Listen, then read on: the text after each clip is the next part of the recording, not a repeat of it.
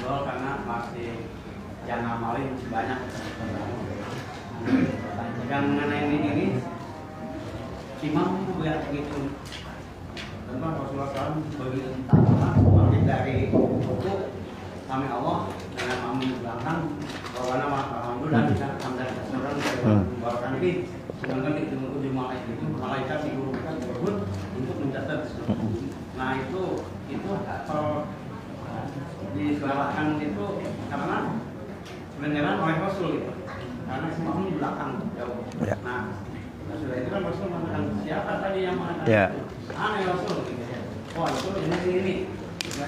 Ada dua. Yang satu ini hadisnya sahih atau tidak?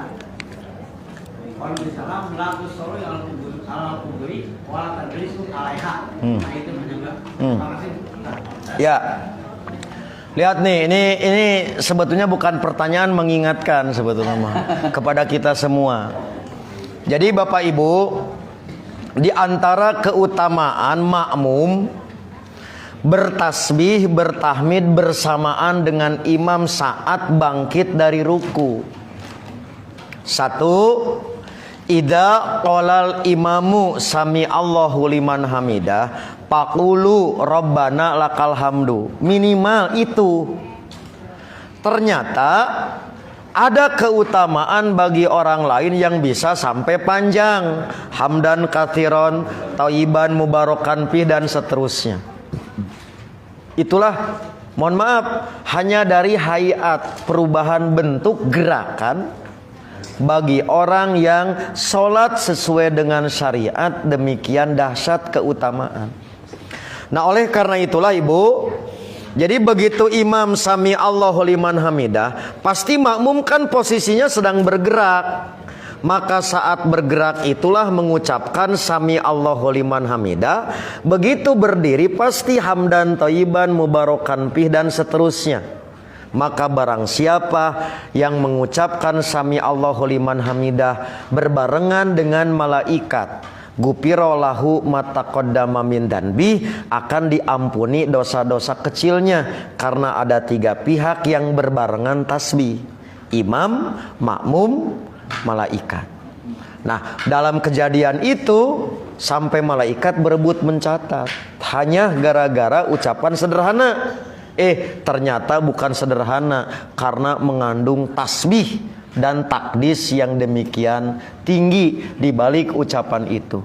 Demikian kesepuhan. Jadi mengingatkan bukan hanya Bu. Kalau kita lupa, biasanya kan gini, sami Allah Rabbana, sudah orang masuk kerusuhan, kan ada tambahan mil as samawati wa mil al ardi. Atau yang tadi hamdan thayyiban mubarakan fi, di kita mah bangkit dukieu gitu. Wah gitu kan. Kudang gitu deui begitu. Nah, ada sebetulnya dari yang mulai pendek sampai panjang. Nah, bisi ke imam nanti kenapa lama? Lupa, bukan lupa. Oh, beritahu tuh lupa, bukan. Justru nambah dengan yang tadi hamdan thayyiban atau mil as samawati wa mil al ardi wa mil a ma bainahuma ma syita ahlas sanai wal majdi gitu. Gitu maksudnya. Ya. Kemudian yang kedua tadi? Oh iya, lihat apa Ibu. Jadi ada beberapa larangan yang berkenaan dengan kuburan agar umat Islam membedai kaum jahiliyah. Hadisnya bukan hanya dilarang mensolati di atas. Yang kedua menghadap kiblat ke kuburan. Juga nanti sampai dilarang diduduki, dilarang ditulisi, dilarang ditemboki. Komplit tuh paketnya itu. Nah yang dimaksud walatusoli itu jangan menjadikan kuburan sebagai tempat sholat sengaja. Tetapi kalau sholat alal qabri bagi jenazah yang telah dikuburkan, ternyata tidak termasuk larangan itu. Karena terbukti Nabi setelah 1 bulan kehilangan sang marbot, Nabi diberitahu lalu Nabi sholat alal qabri itu setelah lewat 1 bulan. Maka itulah yang dimaksud walatusoli ala qabri, maksudnya area kuburan dijadikan tempat sholat yang biasa. Sholat wajib, sholat sunat di kuburan. Seperti sholat id nggak boleh kan di area kuburan walaupun luas, karena nanti mayitnya ikut mendengar. Gitu. Nah itu maksudnya Pak. Ya, sholat alal kubri, sholat biasa. Tapi kalau sholat jenazah dekat kuburan itu boleh. Begitu. Kalau masih di depan kuburan? Ya, jadi masjid di depan kuburan, yang dimaksud dengan masjid di depan kuburan itu kalau langsung. Karena dulu tanpa dinding kan. Kalau sekarang sudah dibatas, areanya juga jelas, mana area kuburan, mana masjid, itu boleh gitu. Karena ada teman kita. Tetap terlarang. Sebutnya. Ya, jadi nggak mau harus dibongkar. Enggak, bukan. Masjid kita. An? Masjid. Larinya ke masjid kita. Oh iya. Begitulah ya. Jadi kalau itu maksudnya kalau langsung tanpa terhalang. Tidak boleh gitu menghadap kuburan. Ini terhalang dinding, sudah tidak sesuai dengan larangan yang dimaksud. Begitu. Oke, siap. Bismillahirrahmanirrahim. Banyak yang ahli taklim menghalangi. Ya, sebetulnya pertama kalau bukan tadi kaburo maktang sebagai tadkiroh, berarti bagi dirinya kesempatan cuman satu untuk mendapatkan kemuliaan dari taklimnya. Sementara mengamalkan tak banyak seperti yang dilakukan Abu Hurairah. Abu Hurairah Bapak Ibu, tanpa ada Abu Hurairah kita kehilangan hampir 30% Islam. Karena beliau banyak untuk belajar. Karena begitu banyak belajar, waktu tahajudnya seperti Bapak Ibu nikmat tidak Abu Hurairah itu. Bisa singkat, bahkan suatu saat. Maka Abu Hurairah mendapat keutamaan dari taklim. Dari amal kurang, masih bagus Abu Dar. Abu Dar jalan taklim, tapi ngamal lebih banyak. Nah selama bukan kaburo maktang, berarti berbagi keutamaan. Jelas kalau yang wajib mah tidak boleh banyak ngamalkan kan. Tetapi padilah amal maksudnya, maka bukan berarti ditinggalkan, tapi diganti bentuk yang lain. Nah jadi yang dimaksud padoilul amal. Kalau mengamalkan yang harusnya wajib mah jelas tidak boleh, itu mah kaburo maktang. Begitu yang maksud. Ya. Tahajudnya milih yang awal, karena malam tidak mungkin. Milih duluan gitu. Setelah itu baca Quran, baca hadis di malam. Kita menikmat jam 2. Sebagian sahabat tidak bisa. Gitu maksudnya. Ya. Jam. Tapi itu ayah kan di Bogor mah kan. Itu ayah di Bogor, di Depok mah semua taklim dan mengamalkan gitu. Ya, silakan. Ya. Selanjutnya ya. Ustaz, amalia harian yang mungkin seperti jamiah kita juga tidak biasa. Ya. Contoh sekarang ini lagi banyak juga yang menggunakan zikir pagi dan Petang. termasuk surat yang sudah banyak kan mungkin di YouTube. Di YouTube apa di mana di Ya. banyak yang di-share gitu. Termasuk juga mungkin doa untuk majlis. Ya. Ini seperti apa? Ya. Kadang-kadang saya kalau saya nggak ada seperti ini kan, Ya. yang dibiasakan oleh orang sosial kita ini ada apa sih, ada pertanyaan Tuh. di situ. Ini mungkin timbangan saya. Ya. Jadi yang pertama Bapak Ibu, sebetulnya kalau kita mengacu baik al-ma'surat atau dzikir pagi petang, persis itu punya sikapnya membagi 3. Satu, ada yang benar sesuai Quran Sunnah, tetapi pengamalannya salah. Contoh, yaitu dzikir pagi dan petang al-mu'awidat dibaca 3 kali. Oke, Falak, Binas, Kulhu. Ya, itu hadisnya sahih. Silahkan, syariat tidak menentukan. Tetapi sebagian orang mengamalkannya ba'da sholat subuh dan maghrib jadi 3 kali. Padahal di hadisnya untuk ba'da sholat mah cukup 1 kali. Nah itu contoh versi selektif. Maka sudah disampaikan sejak tahun 60-an bab yang seperti ini, baik di buku-buku Ahasan, Ustadz Aqodir Hasan, atau di dalam Istifta Ustadz Abdurrahman pembahasan ini.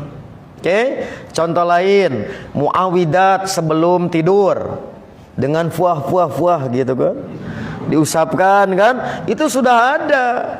Tetapi kenapa tidak dimasifkan? Karena rentan terjadi kemusyrikan kalau tauhidnya masih rapuh. Sama seperti ruqyah dengan Fatihah. Untuk apa ruqyah Fatihah kalau diri nggak nyambung dengan kalimat isti'adah di Fatihah? Orang jadi basah di bibir, tak tembus hati, khawatir terjadi itu oleh persis, itu privat. Ajarannya tidak masif. Ada, diamalkan. Guru-guru kita mengamalkan loh. Hanya tidak diajarkan seperti orang lain jadi grup. Nah grup itu kan siasah itu mah. Al-Masurat kan jadi siasah. Fiqh Sunnah kan siasah, yaitu sebagai buku wajib harokah. Itu beda lagi soalnya. Nah persis tidak dibuat sebagai buku harokah gitu, tapi diajarkan. Dua, ada yang sama sekali tidak berdasarkan Quran Sunnah, tapi gubahan Hasan Al-Banna sendiri. Dimasukkan kepada Al-Ma'surat, oleh persis diluruskan, disangkanya kan Al-Ma'surat itu ada riwayat, padahal itu kreasi Syekh Hasan Al-Banna. Kita sebutkan ini bukan dari Nabi, sampaikan. Jadi Al-Ma'surat kita ini lebih akrab dari mereka sebetulnya, karena kita diriset Al-Ma'surat ini. Nantilah catatan tahqiq, diamalkan oleh para guru kita. Ngantara bebeja gitu. Gak ada grup majelis duha kan. Nah sekarang kan menjamur tren majelis duha. Orang tua kita tuh menjalankan, tetapi tidak menjadi fenomena. Nah orang lain jadi fenomena, karena dalam tanda petik menjadi ciri gerakan. Nah jadi ini sekali lagi sudah dari 6 tahun 60-an sebetulnya. 60-70 saya sendiri hafal doa-doa yang tadi di madrasah. Di pesantren gak diajarkan karena sudah di level madrasah. Duha yang tadi hamdan kasiron di madrasah. Tapi di pesantren khawatir karena madrasah kita mulai hilang. Di pesantren gak dikenalkan, madrasah tidak ada kan. Akhirnya seperti yang orang lain yang mengamalkan, padahal kita duluan Pak. Kita duluan. Itulah Ustadz Abdullah di dalam buku. Jadi buku-buku 75 doa, kemudian buku teks daras ibtidaiyah yang 6 jilid. Nah nanti ada mahfudot sampai dihafalkan oleh santri wirid-wirid ini. Nah begitu juga yang disebut kifaratul majlis. Yang kita kritik adalah keyakinan syariat setiap majelis harus ditutup sebagai kifarat karena hadisnya dhaif. Tapi menutup majelis dengan doa apapun sama seperti memulai boleh. Seperti kita di pesantren waktu pagi asbahna. Kan sehari-hari saat itu gitu. Asbahna, amsayna kalau pulang. Nah ini mematok harus dengan doa itu. Itu yang tidak boleh. Karena hadisnya tidak ada. Hadisnya dhaif dalam pandangan Dewan Hizbah. Itulah yang dimaksud dengan proporsional menempatkan zikir dan doa sesuai dengan standar ilmu paling tidak yang dikelola di persatuan Islam. Oke? Jadi tolong tugas antum generasi baru mengenalkan sebetulnya yang hampir mati di kita, padahal orang tua lebih dulu dibanding dengan pihak lain mempopulerkan. Begitulah. Ya. Terakhir asli. Silakan dari ibu-ibu. Barangkali dari ibu mewakili atau mau bantu jawab. Atau mau ini dapat kertas bisa nanti dibantu. Cukup ya? Alhamdulillah. Oke lah sesepuh lah. Ya.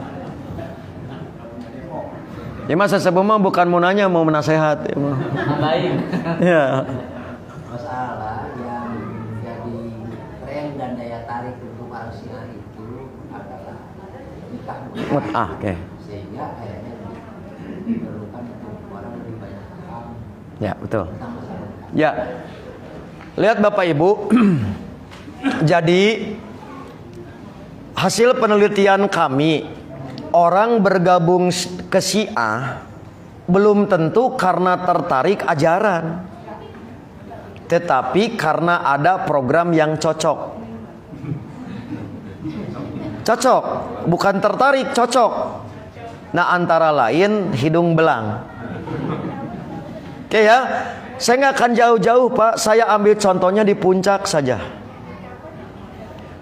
Itu yang namanya nikah mut'ah, jinah terselubung, jinah yang dilegalkan, itu praktek paling banyak tuh di puncak Pak. Cisarua itu. Sampai akhirnya kita koordinasi dengan Majelis Ulama Bogor kan, dengan MUI, dengan Kemenag, karena di situ. Bahkan yang paling ngeri apa Pak? Semua gerakan prostitusi akan dilegalkan atas nama mut'ah. Saya nggak akan sebutkan jalur pantura Pak. Jadi jalur pantura itu biar pelacur nyaman dalam ikhtiar. Maka semakin rajin jinah, surganya Firdaus. Nah itulah contoh. Nah maka di sini jelas Bapak Ibu, kenapa buku saya yang kedua belum saya terbitkan, yang dengan gib hitam di balik putih. Buku keduanya tentang mut'ah, tapi nggak akan menyampaikan tentang ajarannya, praktek jinahnya. Berarti harus penelitian lapangan kan? Investigasi. Tetapi sahanu kuat kalau investigasi dalam transaksi coba. Saya nggak merekomendasi kepada timnya, jangan-jangan mau riset malah tadi terbawa gitu. Nah jadi Bapak Ibu, kasus-kasus di lapangan ternyata tidak seindah yang diberitakan nikah mut'ah itu. Karena nanti ada anak yang jadi terlantar. Selesai kan nggak bisa dimintai pertanggungjawaban. Kok telah selesai nikahnya kan dibatas, kontraknya habis kan. Lahir anak nggak bisa dituntut. Maka itu kisah-kisah tragis yang tidak di follow up. Kita sebaliknya harus diingatkan. Oke? Maka contohnya apa? Terutama bapak ibu yang punya anak perempuan, kuliahan. Oke? Tiba-tiba asalnya acuh terhadap masalah agama, tiba-tiba dengan semangat tinggi Ahlul Bait, Ali bin Abi Thalib, kemudian punya kumpulan, bukan dicurigai, tapi kalau ada indikasi diajak dialog. Kalau anak kita belum tahu tapi berbekal semangat, itu biasanya adalah calon-calon korban yang kami temukan, terutama para mahasiswi, baik oleh NII, Islam Beat, oleh Syiah. Mereka mangsa-mangsa empuk, kalau tidak dibekali ilmu dan pengetahuan dari kita, mereka rentan. Nah terima kasih telah mengingatkan, mut'ah adalah jinah yang dilegalkan sebagai bagian propaganda, menarik orang, yaitu berbuat dosa tapi malah berbanding lurus dengan surga. Inilah yang menjadi keprihatinan, dan MUI sudah tegas sejak tahun 84, tinggal mengawal di bawah kepada aparat setempat, RT, RW, untuk terus diingatkan akan gerakan terselubung ini. Prostitusi dilegalkan atas nama agama. Begitu? Gitu apa? Siap. Terakhir asli anak muda, setengah tua. Ada dua, Ustaz. Ya. Pertama, bagaimana kita menyikapi atau bolehkah kita memilih, misalkan ada perbedaan pendapat di ulama kita di Dewan Isbat, Ya. yang dimana belum dimasukkan, Putuskan. Nah, Ya. ditetapkan di Dewan Isbat gitu ya, antara pendapat ulama satu dengan pendapat ulama yang dua. Maka kita boleh memilih salah satunya. Betul. Itu. Ya. Belum diputuskan. Ya, tuh. Nah yang kedua, ini kasusnya kalau misalkan ada orang tua dia mau pergi haji gitu ya, ketika sebelumnya diperpesan kalau sampai nanti saya tidak ada umur, maka yang melanjutkan adalah anak nomor 3 misalkan, gitu. Anak nomor 3, anaknya 4 misalkan, anak nomor 3 yang melanjutkan. Nah tahun kemudian dia meninggal. Nah status wasiatnya ini adalah masuk ke jatuh waris ataukah wasiat yang harus dilaksanakan oleh anaknya yang ketiga itu? Ya. Lihat Bapak Ibu, yang pertama, kejadiannya betul-betul di Persis belum ada keputusan resmi. Berarti semua yang disampaikan pendapat pribadi. Ini seperti yang sering saya ingatkan, Kalau sudah ada keputusan pasti saya sebutkan. Ini keputusan Dewan Hizbah. Kalau belum ini pribadi. Nah, yang dimaksud dengan keputusan yang sudah ada itu baik lewat sidang maupun majalah risalah. Majalah risalah itu resmi loh, bukan pribadi. Jadi rubrik istifta sejak zaman Ahasan, Ustadz Abdurrahman sampai sekarang itu resmi putusan Jamiah. Berarti sama sekali belum pernah dibahas di istifta risalah. Itulah yang dimaksud pribadi. Boleh, maka dipilih oleh tiap orang untuk dijadikan rujukan. Tapi begitu sudah ada maka batal demi hukum untuk di Jamiah. Itu maksudnya ya. Jadi di kitab pemahamannya keputusan resmi itu kalau disidangkan seperti yang sidang besar, bukan. Ada dua, ada pakai sidang, itu agenda rutin 1 tahun 2 kali, ada yang harian atau bulanan. Maka rujukannya rubrik risalah. Jika di risalah sudah ada, berarti itu pendapat pribadi yang beda. Maka risalah lah yang jadi acuan. Itu resmi keputusan Jamiah, namanya tim Dewan Hizbah penanggung jawab rubrik istifta. Kalau misalkan di dalam bukunya itu belum ada revisi gitu gimana? Maksudnya yang satu karena satu di istifta, tapi yang satu buat buku. Nah bukunya resmi. Iya, boleh kan pilih berarti kan? Dan itu harus dilaporkan. Justru kami tim sekretariat menunggu. Kalau ditemukan misalkan ada yang berbeda antara satu fatwa di buku dengan buku lain, buku resmi, tinggal dilaporkan kepada pihak berwajib. Jadi tinggal disampaikan ke SMS.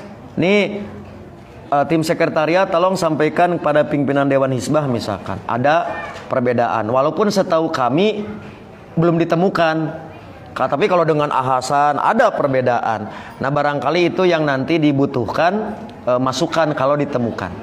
Oke, itulah yang dimaksud pribadi, berarti sama sekali tidak ada rujukan. Itu yang namanya pribadi. Tapi kalau ada rujukan, ditakdirkan 2 versi, dua-duanya adalah resmi, paling tidak itu bisa dipakai.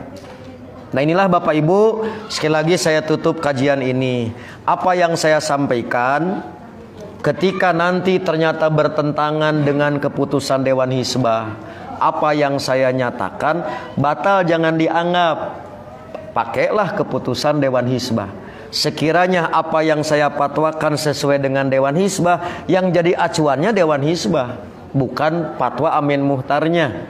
Itulah barangkali adab, etika berilmu di Jamiah yang perlu untuk dipelihara, terutama bagi generasi muda yang harus terus punya semangat di dalam upgrade ilmu, tapi khidmat kepada Jamiah harus tetap terawat. Akhirnya Bapak Ibu, karena waktu jua yang memisahkan kita, aduh warisnya. Ginilah kesimpulannya. Waris itu, ini wasiat. Wasiatnya harus dilihat bertentangan dengan syariat atau tidak.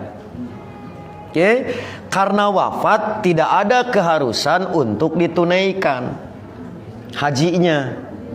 Karena biayanya itu pada dasarnya diserahkan ke ahli waris. Mau dilanjutkan atau jadi warisan.